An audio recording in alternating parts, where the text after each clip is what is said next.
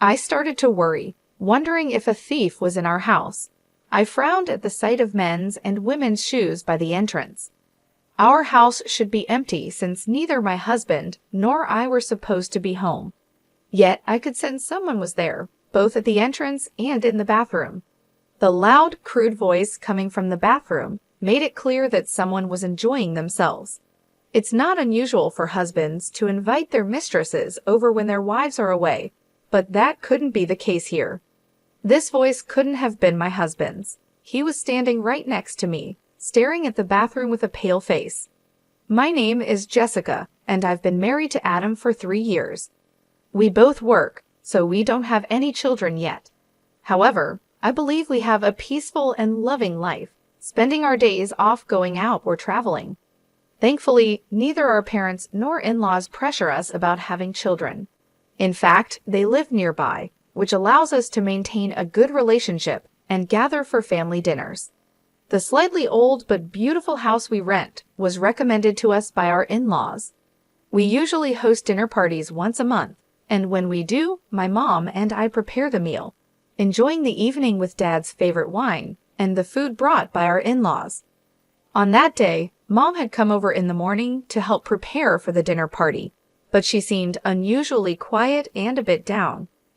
While cutting the ingredients, she expressed concern, saying things like, "Do we really need this much? We might not be able to finish it all." This was not like her. "Mom, what's wrong?" "We've only prepared the usual amount for today," I asked. She looked at me with surprise and then laughed it off. "I'm sorry, dear. It's just that Dad has been eating less lately, and I'm worried." "Really? Is Dad not feeling well?" I asked. My dad has been a self-made businessman since his youth, the so-called entrepreneur. He's always been focused on work. When I was a child, I barely remember my dad playing with me on his days off. Even though I don't have many memories of him being around, I still worry about him. It bothers me to think that he might be working himself sick.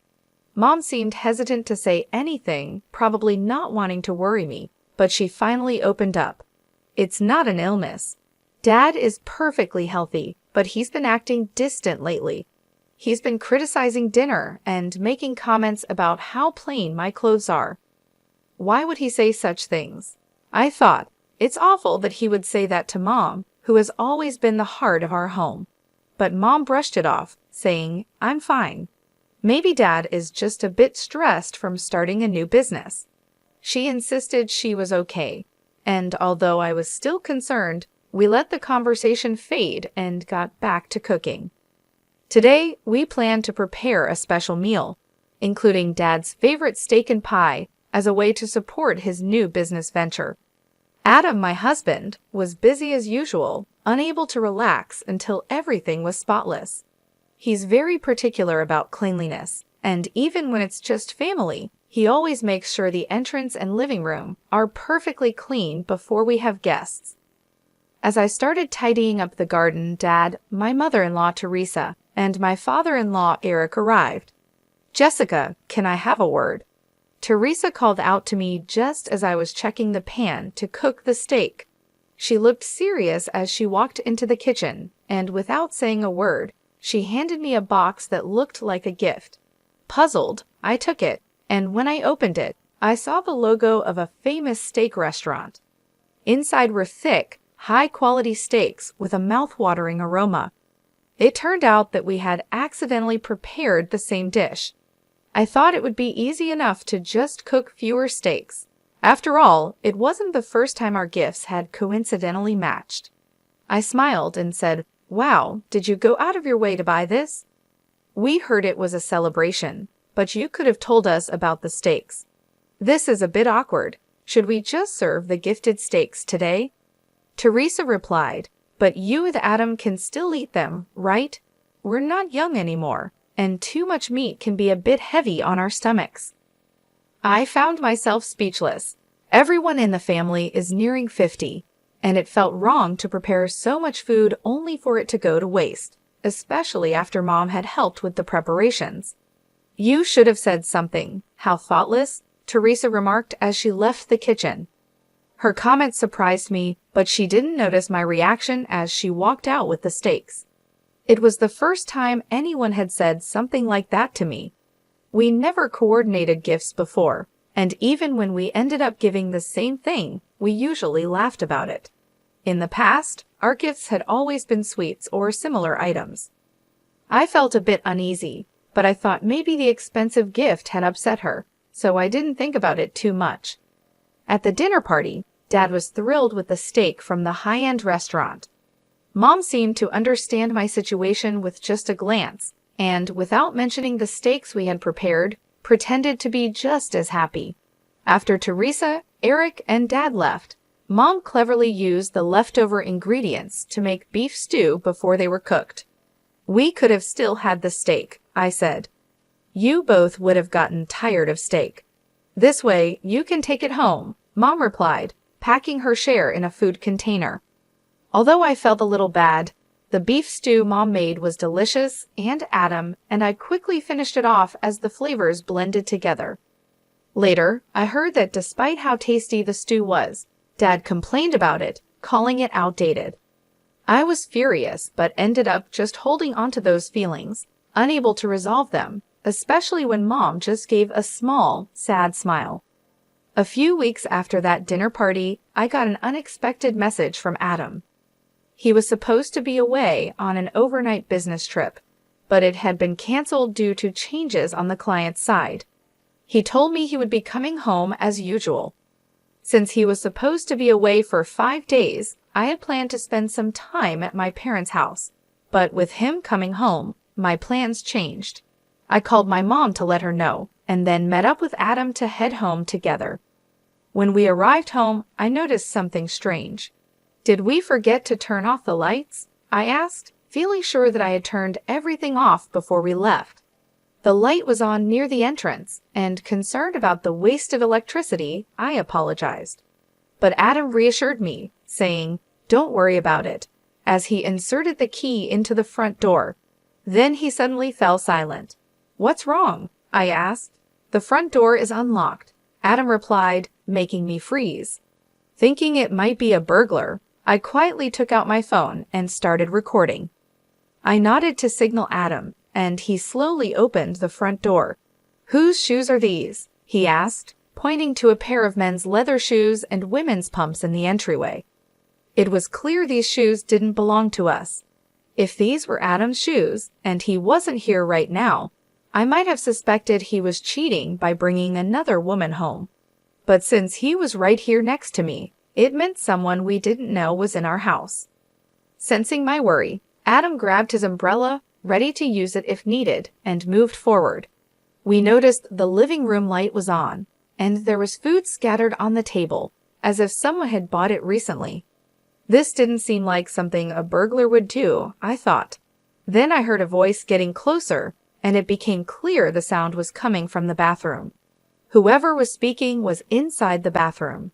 The voice was rough and unsettling, and I could see why Adam was so creeped out. It was disturbing to think that someone was using our home without us knowing. Curious and worried about who could be doing this, I slowly opened the bathroom door and immediately saw some clothes thrown around. "Ah!" I gasped, unable to hold back the sound. The clothes were unmistakably my dad's. His large jacket, neatly hung on a hanger, was the one he had worn at the dinner party just the other day. The shirt and pants, carelessly discarded, were all too familiar. Mom had left just a few hours ago, so there was no way she could be here. It looked like Dad had brought another woman into my home for an affair. The realization made me frown as I looked up at Adam, wondering how I could explain this to him. He was staring, pale-faced, at a necklace resting on top of the washing machine. I recognized the necklace and the earrings beside it. They belonged to my mom. "This can't be Mom." Adam's words confirmed it. The people using our home for their affair were my dad and Teresa. I pulled Adam, who seemed ready to burst in on them, back to the living room. Moving away from the echoing voices seemed to help him calm down a bit. "Shouldn't we call your mom and my dad?" Adam suggested, though he seemed unsure.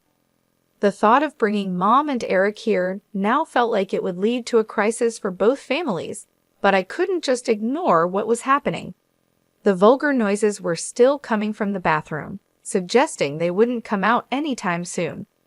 I contacted Mom, and Adam reached out to Eric right away. "It's about Dad," Adam said. "Your dad told me he was going golfing today.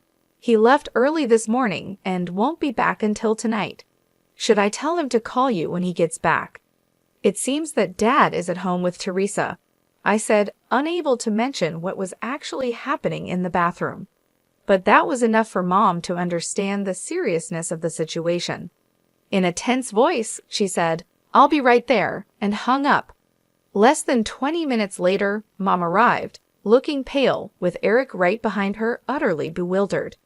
The voices had stopped, but we could still hear the shower running. Thankfully, the loud voices that had filled the hallway earlier were no longer heard. "Adam, what do you mean Teresa is here?" "I told you, Mom went on a day trip with friends and won't be back until tonight," Eric asked, full of questions. We had informed him that Dad was with someone, but whether he was confused or just didn't want to accept it, he avoided looking toward the bathroom. Feeling sorry for Eric, Adam signaled to me, and I started recording on my phone again. Adam made no effort to hide his approach as he stormed into the bathroom. "Hey, what the heck are you doing in our house?" Adam shouted as he pushed the room door open, making a dull sound. Screams from Dad and Teresa were followed by loud arguing between Dad and Adam. Adam, now standing in the doorway, grumbled in disgust. I grabbed a bath towel and tossed it into the bathroom, desperately wanting to avoid seeing them naked. I really didn't want to see that. Behind me, Mom, no longer able to hold back, pushed past me and stormed into the bathroom. She shoved Adam and Teresa aside and, with a voice I'd never heard from her before, dragged Dad out of the room. Eric, finally mustering his courage, followed Mom into the bathroom and pulled Teresa out. Both of them hurriedly dressed in their scattered clothes, and within minutes, they were sitting in the hallway with their hair still damp. All of us, including me, were panting heavily, our shoulders rising and falling with each breath. Mom broke the silence with a thin voice. "Why?" Her question was the start of Dad and Teresa's explanations. It all began with Teresa developing a crush on Dad. And since Dad is a company president, he has connections with some flashy industries. He pays much more attention to his appearance than most men his age, and even I have to admit he looks stylish and sophisticated. Teresa reportedly fell for Dad the moment they met, captivated by his demeanor. Their relationship started to grow during the family gatherings we organized for Adam's and my wedding. Teresa, trying to show herself as a good person, eagerly took charge of planning the dinner parties, gradually getting closer to Dad. At one of these dinner parties, she finally worked up the courage to confess her feelings. Adam, looking sick to his stomach, glared at Teresa, but Dad was also part of the problem. He was drawn to Teresa, who dressed in bold makeup and flashy clothes, exuding a feminine allure, in contrast to Mom, who quietly took care of the home. But both Dad and Teresa had their own families. Mom often worked at the same company as Dad, and on Dad's days off, Eric usually had a similar schedule, so they needed a place to meet in secret. Surprisingly, they chose our home. Adam and I have a hobby of taking short trips and staying at nearby hotels during long weekends, which inadvertently gave them the opportunity. Teresa would say, "It's not safe to leave the house empty for too long, so I'll check on it," as a way to confirm our absence. Then she would contact Dad. Since we were neighbors and often shared our plans without suspicion, our house became their secret meeting place. We never gave them a spare key, thinking it was impossible for them to enter, but it seems they secretly took a key during one of the dinner parties and made a copy. They were careful to leave no trace of their presence in our house. They brought their own food, took all the trash with them, collected any hair from the drain after using the bathroom, and wiped down any moisture before leaving. This time, Dad contacted Teresa after hearing that I was going back to my parents' house because of Adam's business trip. I had only informed Mom about the change in plans, leading to this unexpected encounter. If we hadn't discovered it now, who knows how long we would have been deceived. Naturally, both Dad and Teresa were served with divorce papers by their spouses. They faced claims for compensation during the divorce proceedings and were disowned by Adam and me. Although Dad and Teresa initially admitted to what they had done, they later claimed we were lying and had no evidence. However, I had recorded everything on my phone, and when I presented that as evidence, the divorce proceedings went smoothly. With the settlement money, we moved into a new apartment. Adam, who already had a bit of a germophobia, developed a complete aversion to the room after that day and now refuses to even go near it. I also found it too painful to keep living in a house that had been used for their affair, so I fully agreed to move. Now Mom, who has lost all love for Dad, lives with us after the divorce was finalized. Teresa, on the other hand, seemed quite pleased with herself.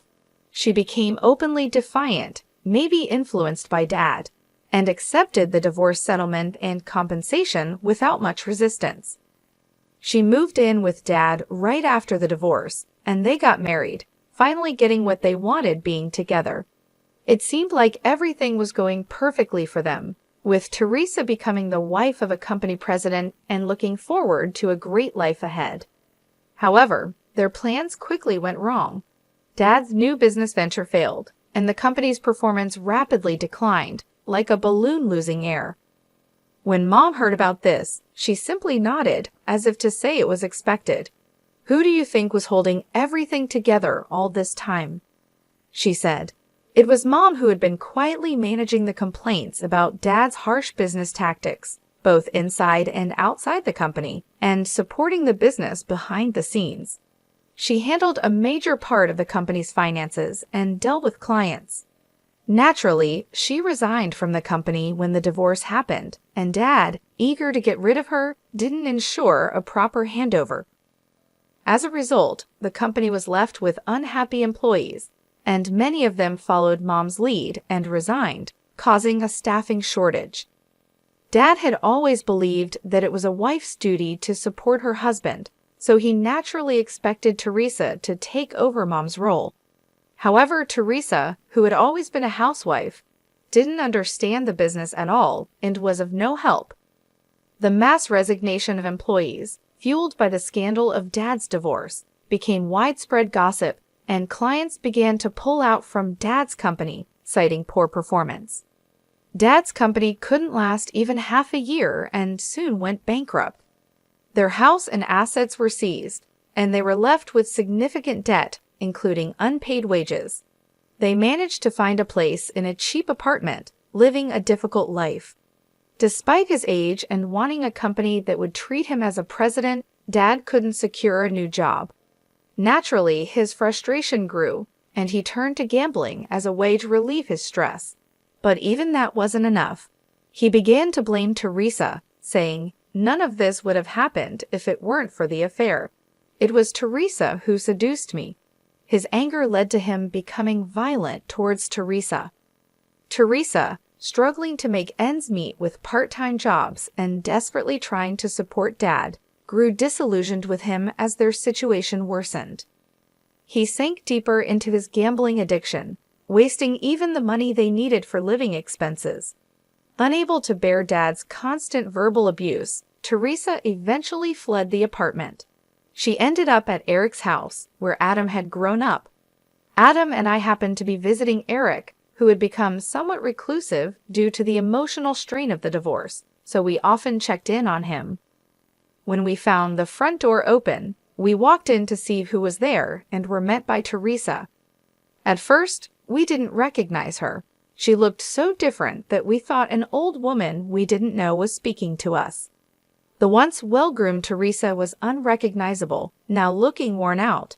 Teresa tried to apologize and seek forgiveness for what she had done in the past. But all I could do was give her a bitter look, thinking it was too convenient for her to ask for forgiveness now. Eric must have been quite shocked to see her, yet he seemed somewhat moved by the return of the woman he once loved. While he was trying to figure out how to ask her to leave, Adam, standing next to him, suddenly clutched his mouth and crouched down. Remembering Teresa's affair in our room, he couldn't hold it in and vomited right there. In a panic, Eric and I rushed to get a trash can and water, and we heard Adam's cries of rejection toward Teresa from behind his back. Feeling sorry for Adam and unsure how to handle the situation, it was Eric who took action. He looked Teresa straight in the eyes and firmly told her there was no chance of reconciliation. "Leave," he said, sending Teresa away with strong words. Teresa seemed deeply affected by her own son's rejection, especially seeing how sick it made him. Without saying another word, she stumbled out the front door and left. Since that incident, Teresa has kept her distance from Eric, and there has been no contact from either Dad or Teresa. It seems our ties with them have been completely severed. Adam was under the weather for a few days, but he has since recovered, and together, we are focused on building a warm and loving home. Mom has shown incredible strength. She quickly found work, made new friends, and is moving on from Dad to enjoy her life. She's planning to rent an apartment for herself once she has saved enough, and I hope she chooses one close to our home. As for Eric, he seems to have brightened up a bit after adopting a stray cat that wandered into his yard. Taking in that one cat has led to more cats gathering at his place, and now it's known in the neighborhood as a popular hangout for cats.